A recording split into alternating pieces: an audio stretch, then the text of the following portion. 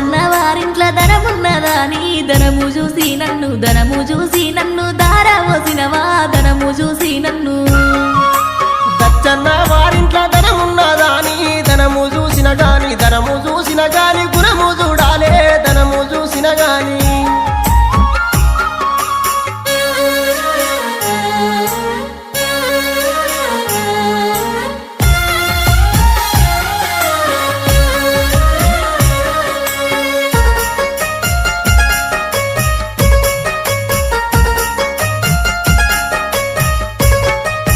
నల్ల వంకాయ కూర తిన్నావా తండ్రి నల్ల మొక